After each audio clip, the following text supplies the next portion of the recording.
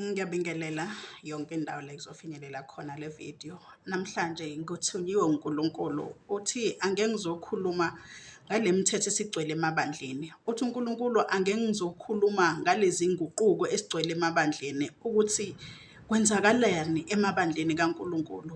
Mangabe ekhuluma namhlanje uNkulunkulu uthi amabandla amaningi izisekelo zawo ziwumthetho.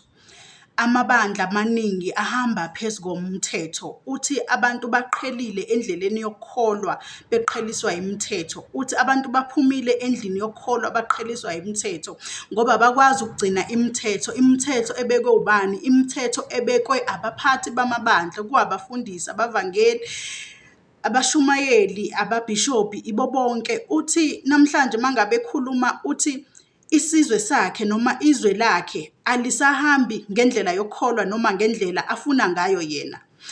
Isizathu salokho ingoba sesithathe le mithetho sayenza yaba indlela noma izwi lokukholwa. Sesithathe le mithetho sayenza yaba indlela yokuya ezwini noma endleleni kaNkulunkulu. So mangabe ezokhuluma uthi bangaka abantwana bami abadukile, uthi babuza ukuthi yini ebakhiphile emabandleni. Mangabe ezosho njalo kufika izwi elithi imithetho egcwele amabandleni asisakhoni.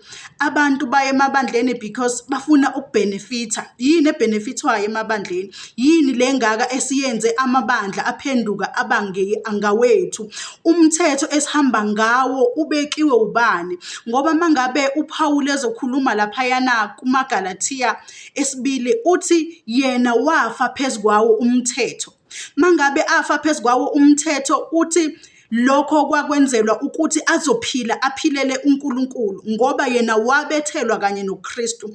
Uthi mangabe ukuthi ukulunga kukaKristu kuhamba noma kuya ngendlela yomthetho, kusho ukuthi uJesu wafela ize ngoba manje le mithetho esihamba ngayo akusiyona imithetho ebekiwe uNkulunkulu. Iliphi izwi uNkulunkulu afika kulona athi ibandla lami noma inkonzo yami ngifuna ihambe ngalomthetho? uNkulunkulu uthi awukho umthetho awubekile, yena ufuna senze intando yakhe. Uthi yena ufuna sihambe ngobungcwele bakhe. Yini ubungcwele baNkulunkulu? Ubungcwele baNkulunkulu ukuthi silandele indlela yakhe njengoba uJesu afa wafela phezu kwalomthetho ukuthi manje sekuyaguqukwa asiphume endleleni endala silandele ukufa kukaKristu Jesu, ukuthi manje ngesikhathi sibethelwa naye sazuza ukuphila negazi lakhe, sabethelwa kanye naye. Ngakho sesizolandela yena ngoba mangabe sohamba ngale mithetho kusho ukuthi uJesu wafela ize, wabethelelwa ize, wathukelwa ize. Abantu baqheliswe yithina nemithetho yethu emabandleni. Ngiyabonga.